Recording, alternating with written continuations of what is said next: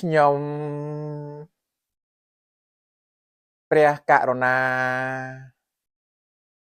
សូមក្រាបនមស្ការថ្វាយបង្គំប្រជុំ3ចំពោះគុណព្រះត្រៃរតន៍មានព្រះពុទ្ធរតនៈព្រះធម្មរតនៈនិងព្រះសង្ឃរតនៈដែលជារតនៈជាទីគោរពនិងជាទីជ្រះថ្លាយ៉ាងក្រៃលែង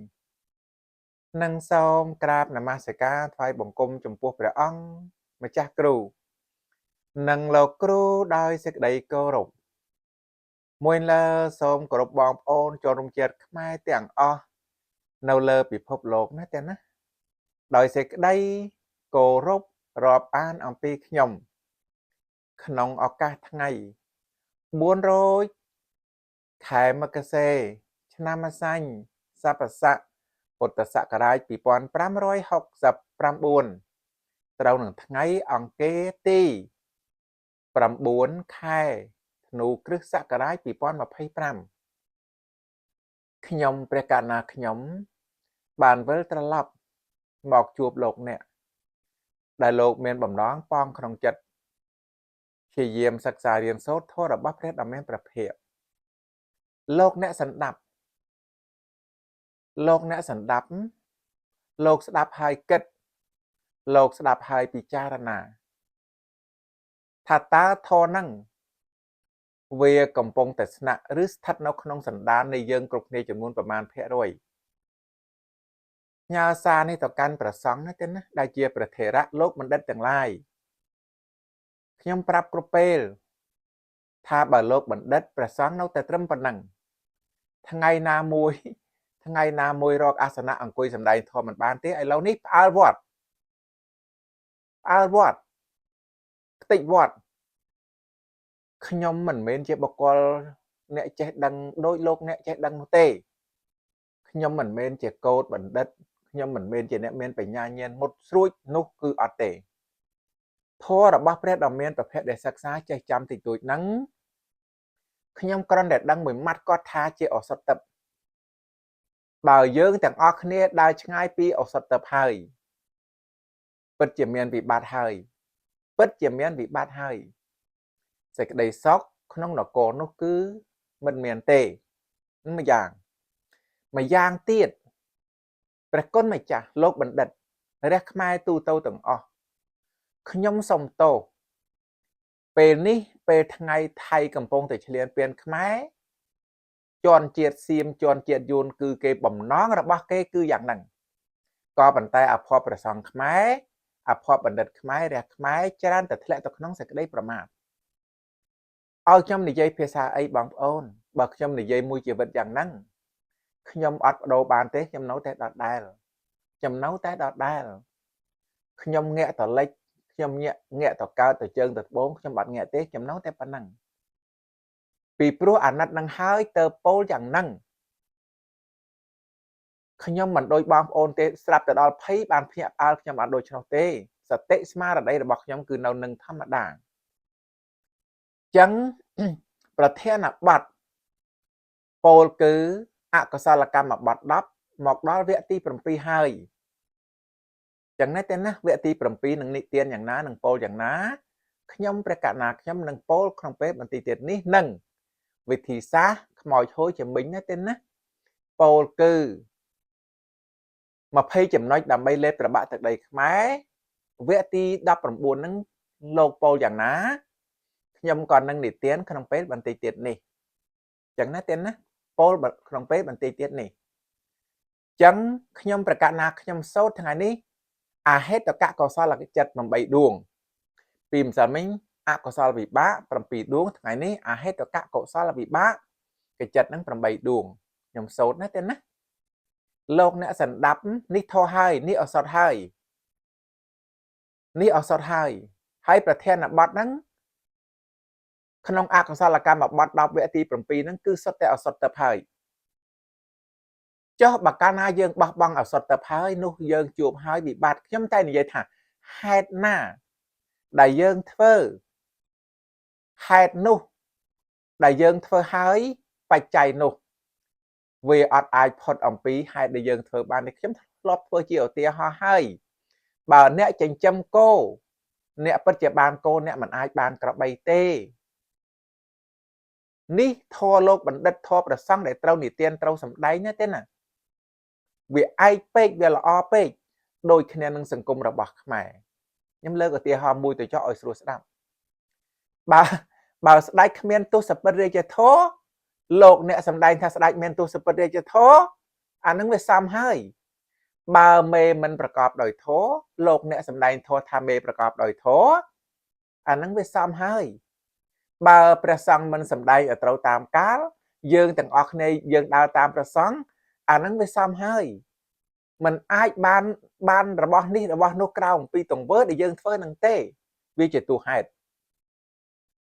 សូមនមស្ការថ្វាយបង្គំចំពោះព្រះដ៏មានព្រះភ័ក្ត្រអរហន្តសម្មាសម្ពុទ្ធអង្គនោះសូមនមស្ការថ្វាយបង្គំចំពោះព្រះដ៏មានព្រះភ័ក្ត្រអរហន្តសម្មាសម្ពុទ្ធអង្គនោះសូមនមស្ការថ្វាយបង្គំចំពោះព្រះដ៏មានព្រះភ័ក្ត្រអរហន្តសម្មាសម្ពុទ្ធអង្គនោះឧបេខាសហកតាំងចក្ខុវិញ្ញាណអសង្ខារកាំងអហេតុកៈកុសលវិបាកាំងអហេតុកៈកុសលវិបាកចក្ខុវិញ្ញាណទេណាឃើញរូបដែលល្អពោលគឺអាស្រ័យចក្ខុប្រសាទសព្វចិត្តសាធារណៈចិត្តសសិក7ចុះក្នុងដួងទី1ហ្នឹងឧបេខាសហកតាំងសោតវិញ្ញាណអសង្ខារកាំងអហេតុកៈកុសលវិបាកាំងអហេតុកៈកុសលវិបាកសោតវិញ្ញាណឃើញពោលគឺណាទេណាឮសំឡេងប្រកបដោយសោតប្រសាទចឹងណាទេណាសព្វចិត្តសាធារណៈចិត្តសសិក7ទៀតឧបេខាសហកតាំងខេនវិញ្ញាណអសង្ខារកាំងអហេតុកៈកុសលវិបាកាំងអហេតុកៈកុសលវិបាកខេនវិញ្ញាណកើតឡើងប្រំដោយឧបេខាវេទនាអាស្រ័យខេនប្រសាទដឹងនៅក្លិនដល់ល្អណាទេណាមិនមានការបបួលដឹកនាំបានដល់ឧបេខាសហកតាំងជីវហវិញ្ញាណអសង្ខារកាំងអហេតុកៈកុសលវិបាកាំងអហេតុកៈកុសលវិបាកជីវហវិញ្ញាណកើតឡើងប្រំដោយឧបេខាវេទនាអាស្រ័យនៅទីនេះរស់ដល់ប្រណិតដល់ល្អមិនមានការបបួលដឹកនាំបានដល់មានសព្វចិត្តសាធារណៈ77ដូចគ្នាសុខសហកតកាយវិញ្ញាណអសង្ខារកាំងអហេតុកៈកុសលវិបាកាំងអហេតុកៈកុសលវិបាកកាយវិញ្ញាណកើតឡើងនេះទេណាពោលគឺទទួលនៅសម្ផស្សដល់ល្អមិនមានការបបួលដឹកនាំសព្វចិត្តសាធារណៈចេតសិក7ដូចគ្នាដដែលដល់ឧបេខាសហកសុខសហកតៈពោលគឺសន្តិរណៈចិត្តតាំងអហេតុកៈកុសលវិបាកាំងអហេតុកៈកុសលវិបាកសន្តិរណៈចិត្តកើតឡើងព្រមដោយពោលគឺនេះទេណាសោមនស្សដល់ក្រៃលែងមានចេតសិក11ណាទេណាព្រោះអ្វីពីព្រោះវាមានបៃតេអញ្ចឹងសព្វចិត្តសាធារណៈចេតសិក7មានវិតកៈវិចារៈបៃតេសុខនិងបៃតេវិតកៈវិចារៈបៃតេនេះទេណាចឹងទាំងអស់នេះដែលយើងទាំងអស់គ្នាដឹងវិតកៈវិចារៈបៃតេមានចូលមកដល់រហូតដល់ចេតសិក11បានដល់ឧបេខាសហកតាំងសម្បដិច្ឆន្នចតាំងអសង្ខារកាំងអហេតុកៈកុសលវិបាកាំងអហេតុកៈកុសលវិបាកសន្តិរណៈចិត្តសម្បដិច្ឆន្នចិត្តកើតឡើងនេះទេណាព្រមដោយឧបេខាវេទនាសព្វចិត្តសាធារណៈចិត្តសិក7វិតកៈវិចារៈអធិមោខៈអញ្ចឹងវាមាន10ត្រង់កន្លែងថាណាទេណាសោមនស្សសហកតាំងសម្បដិច្ឆន្នចិត្តតាំងនោះបានន័យថា11ព្រោះវាមានវិតកៈវិចារៈនិងអធិមោខៈនិងបៃតេអញ្ចឹងឧបេខាសហកតាំងសម្បដិច្ឆន្នចិត្តតាំងអសង្ខារកាំងអហេតុកៈកុសលវិបាកាំងអហេតុកៈកុសលវិបាកសម្បដិច្ឆន្នចិត្តកើតឡើងព្រមដោយឧបេខាវេទនាពោលគឺនេះទេណាអាស្រ័យនៅទ្វាទាំង5រាវរកអារម្មណ៍ដល់ល្អមិនមានការបបួលដឹកនាំចឹងខ្ញុំប្រកាសណាខ្ញុំសូត្រអហេតុកៈកុសលវិបាកចិត្ត18ដួងគឺយ៉ាងដូចនេះឯងអញ្ចឹងផ្ញើសារនឹងទៅកាន់ប្រគុណម្ចាស់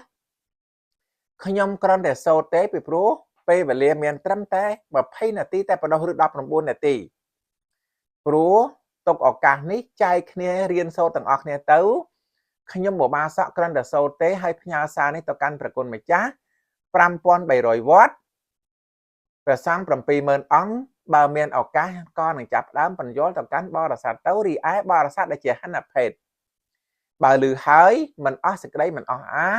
ទៅសួរព្រះសង្ឃទៅពីព្រោះលោកមានឱកាសសិក្សារៀនសូត្រច្រើនជាងខ្ញុំណាស់ឆ្ងាយណាស់ព្រោះខ្ញុំជាបុគ្គលពោលគឺហិនភេទរស់នៅប្រកបដោយគ្រួសារផ្កាកម្រងគ្រឿងក្រអូបគ្រឿងលាបទីដេកទីសំណាក់អាស្រ័យគ្រឿងប្រទីបគឺចង្គៀងគោមិនមែនមានឱកាសច្រើនដោយព្រះគុណម្ចាស់នោះទេ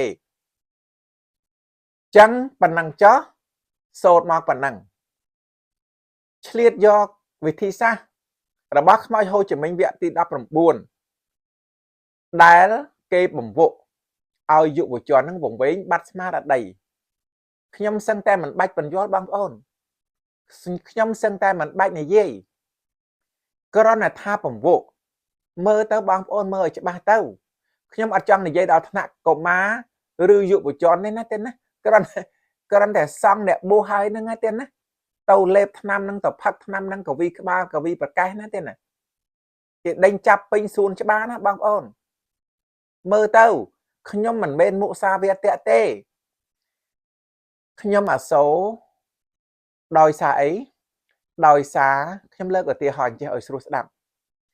បើស្ដេចនឹងប្រកបដោយធម៌ពិតបើមេនឹងប្រកបដោយធម៌ពិតបើព្រះសង្ឃនឹងសម្ដែងធម៌ប្រកបបើបណ្ឌិតនឹងពិតក្នុងធម៌ពិតប្រកបខ្ញុំលើកឧទាហរណ៍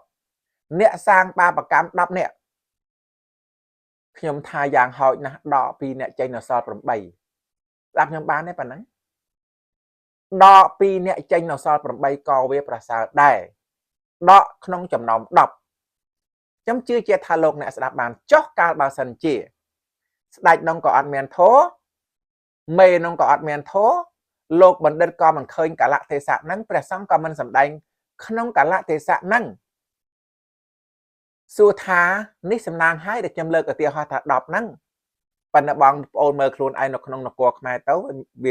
វាភ្លើតហ្នឹងគេបំវក់ហ្នឹងវាវង្វេងហ្នឹងបងប្អូនខ្មែរនេះណារួងចាំបកលអ្នកប្រកបដោយគុណធម៌ទៅទាញខ្មែរនឹងឲ្យស្អាតបានខ្ញុំអត់ដឹងថាបកលណាទេខ្ញុំជឿជាក់ថាសប្តាហ៍ថ្ងៃនេះមិនអត់ទេ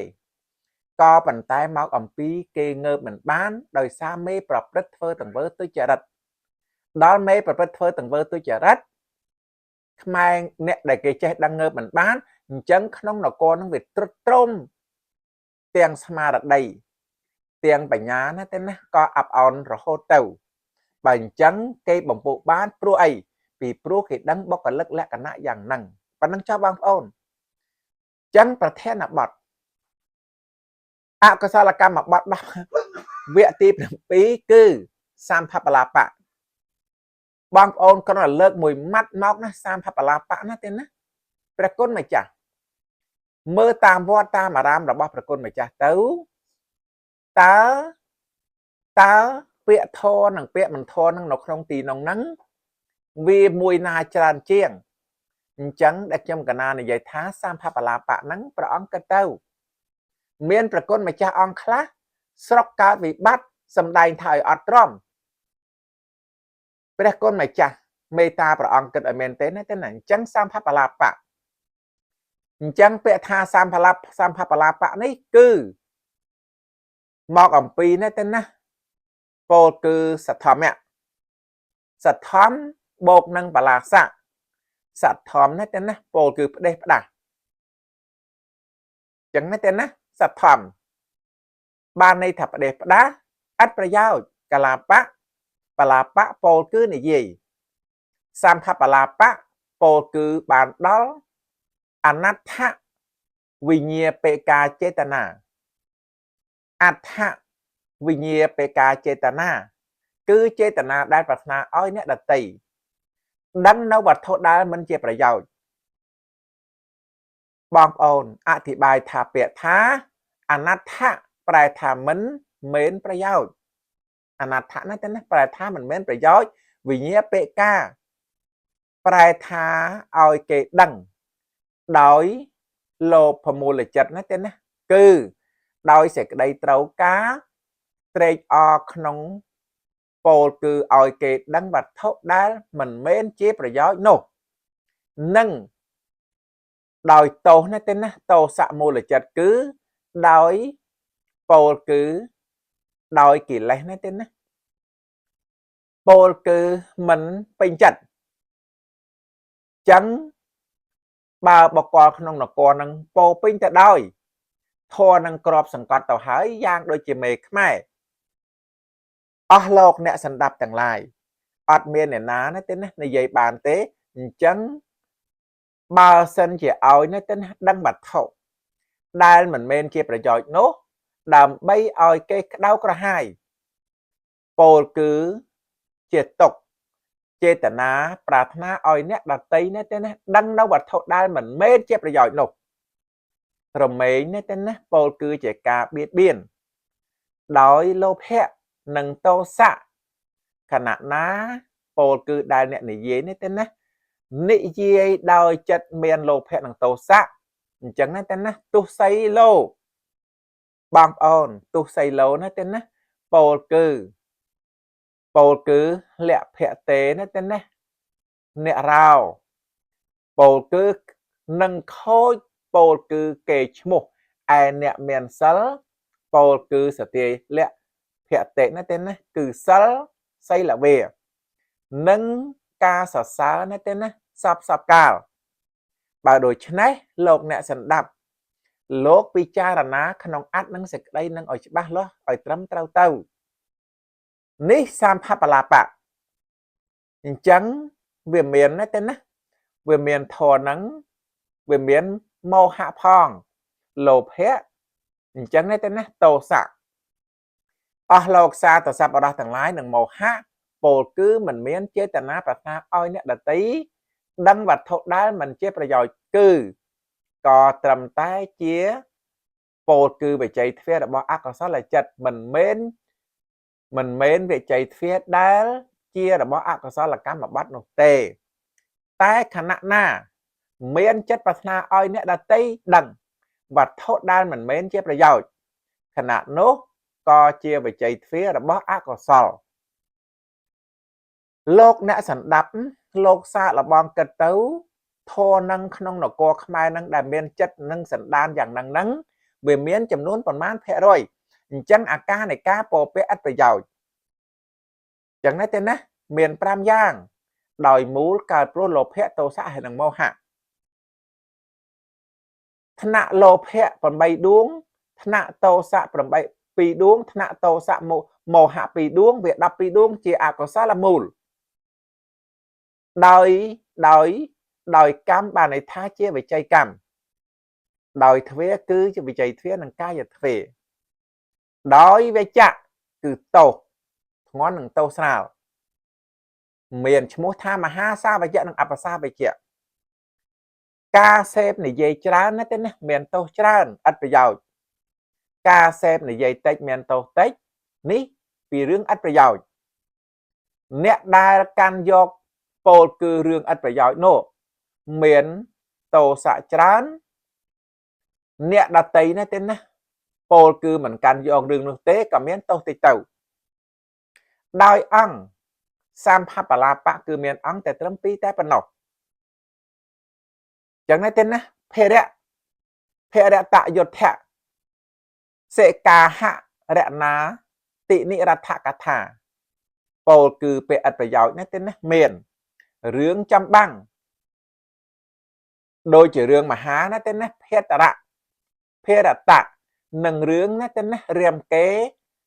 bồ cứ đã lụi nàng sẽ đá rương ăn phải giỏi chi prê chi nó cô chi sạc chi bồ cứ chi sẽ một pi tạ tha ru bay cả tha thả năng chẳng nói tên phê tạ dột thẹ sẽ ta hạ là na tị nị là thả cả thả mối pi bạn này tạ tha ru bay cả tha thả năng bàn pol màu bẹ ăn phải giỏi oi nè là tí bàn đất được nọ ca bà cướp ăn từng pi hai sal co về nặng đạch đo ca mà bật លោកអ្នកសណ្ដាប់អាចជាទោសណាស់ទេណាពោលគឺជាអនកកម្មឲ្យទោសទៅក្នុងអបាយភូមិបើវាមិនគ្រប់អង្គពីរទេសិលមិនដាច់ឡើយ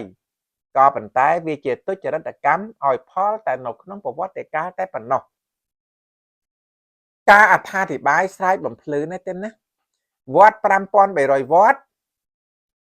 អាចសម្ដែងកុំសម្ដែងខ្យល់សម្ដែងប្រាប់ពីទង្វើរបស់មនុស្សព្រោះធម៌នេះគឺជាធម៌របស់មនុស្សអញ្ចឹងឲ្យគាត់ចាប់ឲ្យបានឲ្យគាត់ស្រូបឲ្យបានពីមួយថ្ងៃទៅមួយថ្ងៃពីមួយអាទិត្យទៅមួយអាទិត្យពីមួយខែទៅមួយខែពីមួយឆ្នាំទៅមួយឆ្នាំបើនគរនោះពោពេញទៅដោយទុច្ចរិតក៏ទុច្ចរិតនោះវារស័តណាស់ទេណាបាត់បន្តិចម្ដងព្រោះតែ